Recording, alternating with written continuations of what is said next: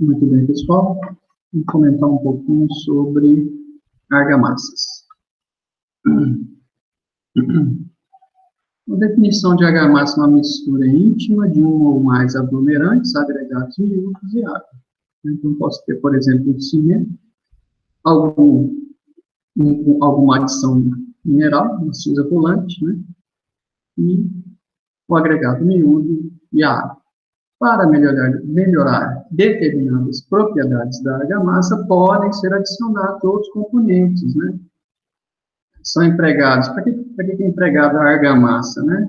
A argamassa é empregada para assentamento de tijolos, de blocos, de pastilhas, de revestimentos cerâmicos, né? Como revestimento de parede e teto, né? Por exemplo, o emboço e o reboco, né? E em reparos de peças de concreto. Geralmente, as argamassas utilizadas em obras são compostas de areia natural lavada, né, e os aglomerantes são, em geral, o cimento Portland e a cal hidratada. Sua denominação é função do aglomerante utilizado, né, argamassa de cal, argamassa de cimento ou argamassa mista de cal e cimento. Né. A classificação pode ser quanto ao emprego, quanto ao tipo de aglomerante, quanto ao número de elementos ativos, quanto à dosagem, quanto à consistência. Bom, quanto a emprego, né, as argamassas comuns utilizadas no rejuntamento de alvenarias, tá, aqui, assentamento de revestimentos, pisos e também utilizada para injeções. E as refratárias, né, são argamassas utilizadas para resistir a elevadas temperaturas. Quanto ao tipo de aglomerante, nós podemos ter argamassas aéreas, que utilizam cal, aérea e gesso. Nós podemos ter argamassas hidráulicas, que utilizam cal, hidráulica e cimento Portland, por exemplo. Nós podemos ter uma argamassa mista, né, que possui aglomerantes aéreos e hidráulicos. A destinação da argamassa determina o tipo de aglomerante ou mistura de tipos diferentes de aglomerante. A argamassa de cimento, né, utilizada para alvenaria de alicerce, para chapisco, para revestimentos impermeáveis e para pisos cimentados.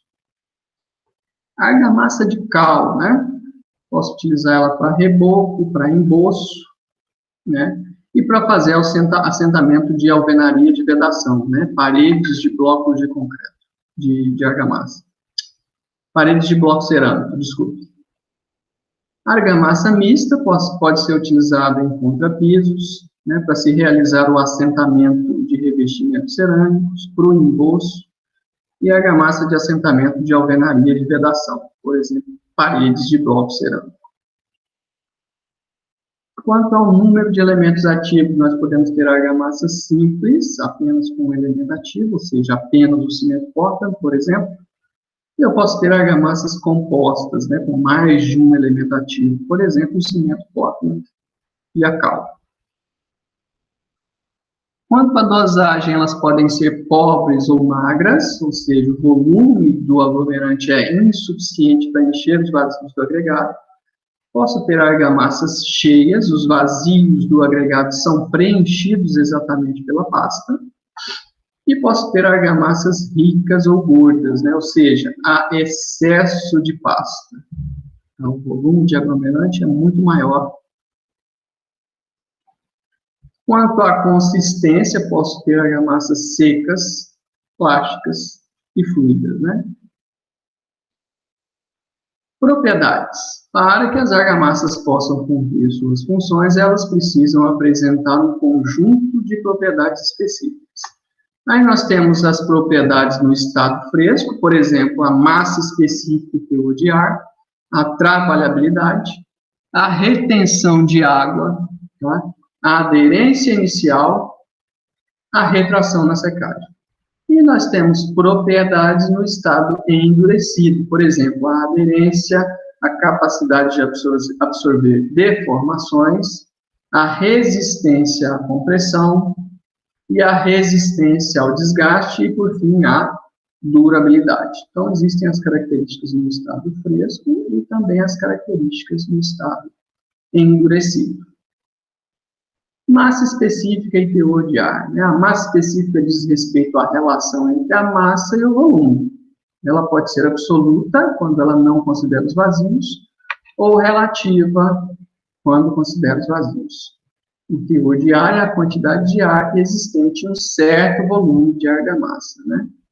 Então, quanto menor a massa específica, maior eu vou ter no teor de ar, e isso vai influenciar numa melhor trabalhabilidade.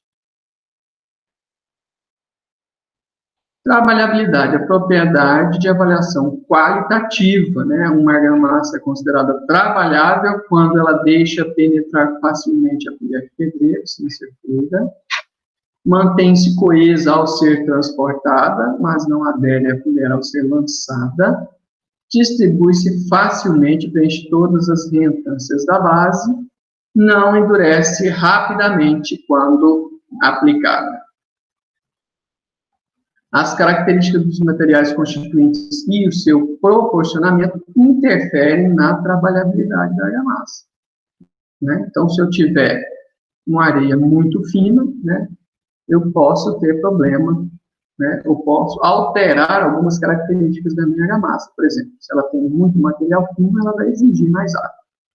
A presença de cal e aditivos incorporadores de ar, por exemplo, melhoram, né, podem melhorar, né, a trabalhabilidade. Retenção de água, a capacidade da argamassa não perder água quando em contato com superfície que apresente sucção elevada ou ainda pela evaporação. A rápida perda de água compromete a aderência, a capacidade de absorver deformações, a resistência mecânica e, com isso, a durabilidade e estanqueidade do revestimento e da vedação vão ficar comprometidos. Né? Então, se eu vou perder água, eu não vou ter água para reagir, né, com os grãos de cimento. A aderência inicial, propriedade relacionada ao fenômeno mecânico, que ocorre em superfícies porosas pela ancoragem da argamassa na base, através da entrada da pasta nos poros, reentrâncias e saliências, né, do meu substrato, por exemplo, um bloco cerâmico, né, seguido do endurecimento progressivo da pasta. Variáveis. Do que depende, né, essa aderência inicial? Depende das características da base, né? Então, por exemplo, se for um bloco cerâmico, né, como é que é a porosidade, a rugosidade e as condições de limpeza desse bloco cerâmico? Da superfície de contato efetivo entre a argamassa e a base, né, e demais propriedades no estado fresco da minha argamassa. Para se obter uma aderência, né, adequada, uma aderência inicial adequada, a argamassa deve apresentar trabalhabilidade e retenção de águas adequadas à sucção da base e às condições de exposição. Deve também ser comprimida após a aplicação, para promover o maior contato com a base. Né? Então, eu lanço e depois eu venho e comprimo ali a minha argamassa no substrato, no bloco cerâmico. A base deve estar limpa, com rugosidade adequada e sem oleosidade. Caso essas condições não ocorram, pode haver a perda de aderência em razão da entrada rápida da pasta nos poros da base. Por exemplo, devido à sucção da base ser maior que a penetração da água da argamassa, causando descontinuidade entre a base, né? Então, o ideal é que a gente tenha essa característica aqui da argamassa, né?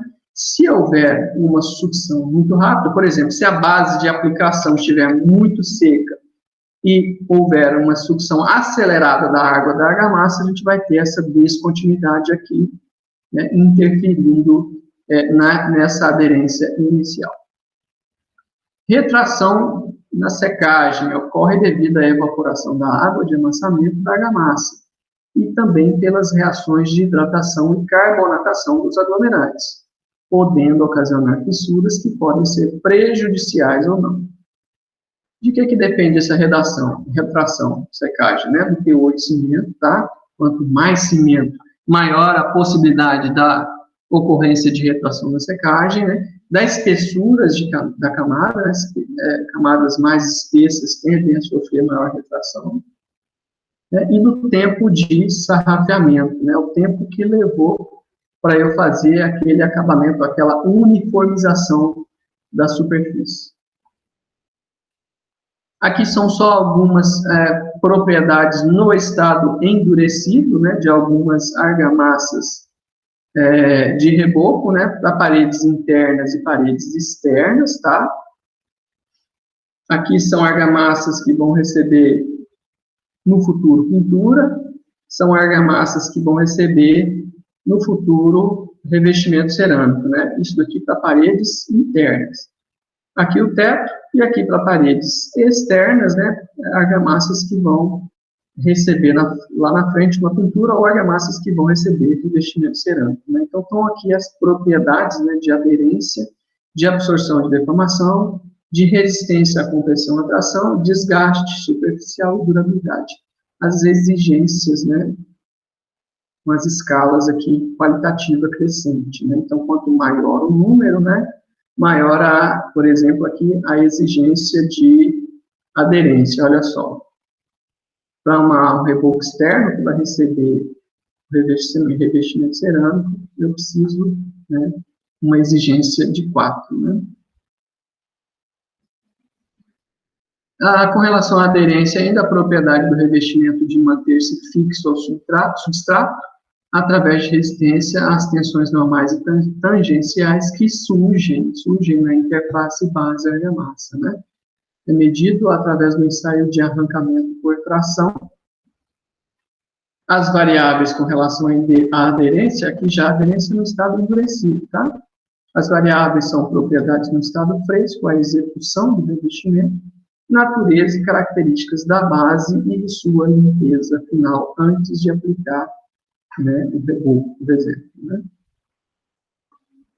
Então, aqui é a classificação das classes de aderência, né, A1, A2 e A3, né, cada uma delas tem lá a resistência potencial de aderência à tração, né? Então, A1 menor que 0,2, A2 tem que ser maior ou igual a 0,2 e A3 maior ou igual a 0,3. Sendo um ensaio, né, dado pela NBR 15258, tá? Então, para fazer esse ensaio de aderência, eu preciso dos equipamentos de tração, eu preciso de pastilhas, dispositivos de corte com serra-copo, né, e uma cola, né, um adesivo, né. Então, o técnico vai lá, faz os furos, né, com a serra-copo, tá? E aí ele vem e cola, né, a pastilha, né, em cima desse furo que ele colocou, fixa o equipamento, então tá aqui, ó, ele fez o furo, já colou a pastilha aqui, afixou, né, o equipamento, e aí ele gira uma manivela aqui, né, se não for um equipamento automático, e essa manivela vai fazendo aqui, vai tracionando, né, essa argamassa de reboco, né, e quando romper vai dar a leitura aqui, né, da resistência à tração.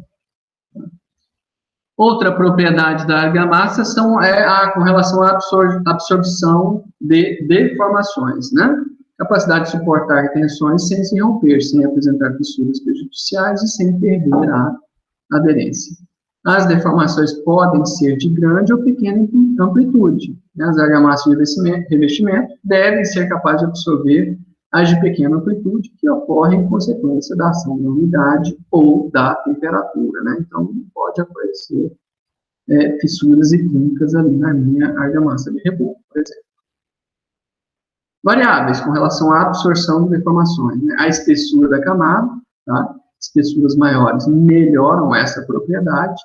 Juntas de trabalho, tá? Então, diminuir as dimensões dos panos, diminuindo a formação de fissuras, né? Então, se eu tiver uma parede, né, com uma área de reboco muito grande, eu posso prever, né, a instalação de juntas de trabalho para que as tensões internas se distribuam melhor e prevenir, né, o aparecimento de fissuras, por exemplo, né.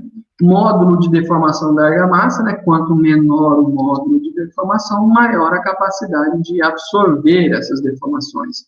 Depende do teor de cimento. a resistência mecânica, que é a capacidade de suportar ações mecânicas de diferentes naturezas. Tá? Aí eu tenho abrasão superficial, impacto, contração, etc. Depende do consumo e da natureza dos aglomerantes e agregados. Tá? Então, eu vou ter uma maior resistência mecânica quando eu tiver uma redução da proporção de agregado da argamassa. E eu vou ter uma menor resistência mecânica com um aumento da relação água-cimento. Permeabilidade, né, propriedade relacionada à passagem de água pela camada de argamassa, que é um material poroso e permite a percolação de água, tanto no estado líquido quanto na forma de vapor. Então, a argamassa ela deve ser estanque à água, impedindo a sua percolação, mas deve ser permeável ao vapor para favorecer a secagem de unidade de infiltração ou ainda aquela água decorrente da ação direta do vapor, né? Principalmente nos banheiros. Durabilidade, né? Propriedade que reflete o desempenho da argamassa diante das ações do meio ao longo do tempo, né? Quais são as variáveis que influenciam a durabilidade, né? A ocorrência de fissuração, espessura excessiva, cultura e proliferação de micro-organismos e falta de manutenção. Tá? Com relação ao preparo da argamassa, né, é necessário um recipiente para mistura, tá? Então, se você não tiver uma betoneira, nada de fazer mistura de argamassa em contato com o solo, né? Então, faça um recipiente lá para você não fazer uma argamassa de solo-cimento, né? Que não é isso que a gente quer, tá? O ideal é usar uma betoneira, tá? Olha só, né? Então, aqui é o exemplo daquela mistura que ele está rodando ali no chão, né? Então, na verdade, ele está fazendo uma argamassa ali, né? De solo, cimento e areia, né? Mistura tudo que tem ali no chão. Com relação aos traços, né? O traço, ele é definido o tipo de argamassa a ser utilizado. O próximo passo é adotar o traço, né? As quantidades do material, né? O traço é a indicação das proporções de todos os componentes da argamassa, né? O traço em peso seriam mais precisos, né, na determinação das quantidades do custo, no entanto, né, na obra a gente usa aí, normalmente, traços em volume, tá? Aí tem algumas sugestões, né, de aplicações de traços, né, por exemplo, a alvenaria, argamassa para alvenaria de bloco cerâmico, eu posso usar 1:8, né, ou posso usar 1:8, ou seja, 1 de cimento, 1 de cal e 8 de areia fina, ou ainda 1:2:5, né, ou seja, 1 de cal, 2 de pozolana, né, e 5 de areia fina, né. Para argamassa, para alvenaria de blocos de concreto, tijolo de vidro, 1:4, 1:2:2, né. Então, tem aqui os materiais que são utilizados nesses exemplos. Alvenaria de pedra, 1:3, 1:2:1, né, com esses materiais aqui. Argamassa para ladrilhos hidráulicos e cerâmicos, né, aí já a gente recomenda, né, para esses assentamentos, né, de revestimentos cerâmicos, né, ou de ladrilhos hidráulicos, né, utilizar, né, argamassas industrializadas, né, que são argamassas especialmente desenvolvidas, né, com aditivos que vão melhorar a eficiência da aderência desses revestimentos no substrato. Tá? Então, são argamassas especiais, né, que tem lá adesivos especiais para isso aí. Tá? Tem algumas recomendações: argamassas de ladrilho de mármore e granito, né, tacos de madeira, argamassas para fazer capeamento, argamassas para chapisco, ó, 1:3 de cimento e areia grossa, né, para embolso externo, tá? Argamassas para embolso interno. Então, o embolso, né, é aquele revestimento que vai receber, né, em cima dele, né, algum material, algum revestimento cerâmico, né? Então, se ele vai ser recapeado, né, essa argamassa vai receber, né, um capeamento de algum revestimento cerâmico, então a gente faz o que eles chamam de embolso, né? Reboco externo, reboco interno, né? Argamassas para corrigir defeitos em estruturas de concreto, né? 1:3, por exemplo, uma baixa relação ao aquecimento, né? Nessa situação aqui, né, defeitos em estruturas de concreto, a gente também sugere utilizar argamassas especiais industrializadas, né, chamadas de groutes, né? Então, utilização de groutes industrializados que já vem lá, né, com as dosagens específicas para aquele uso que você precisa, né? Com resistências lá pré-definidas. Exemplos de groutes aqui, ó, né, o super grout da Quartzolite, né? Outra aqui, da Denver Grout, da Vedacity, tá? E outras marcas aí. Posso ter também argamassas para injeção, né? Cimento e areia, né? Mais um estabilizador de volume, tá? Argamassas de epóxi, né? Então, no caso de se empregar argamassas epóxi, esses devem ser misturados energicamente até a homogenização completa antes da mistura, né? Então, eu posso fabricar uma argamassa de epóxi, né? Ou então, né? Eu posso comprar isso já industrializado, né? E tem lá um líquido e um sólido e eu misturo aquilo lá na proporção recomendada, né? Pelo fabricante, tá? Então, posso fazer aí pavimentos, né, à base de argamassas de epóxi, né, que vai dar aí algumas características especiais, né. Então, tem aqui alguns exemplos de argamassas, né, ou adesivos à base de epóxi.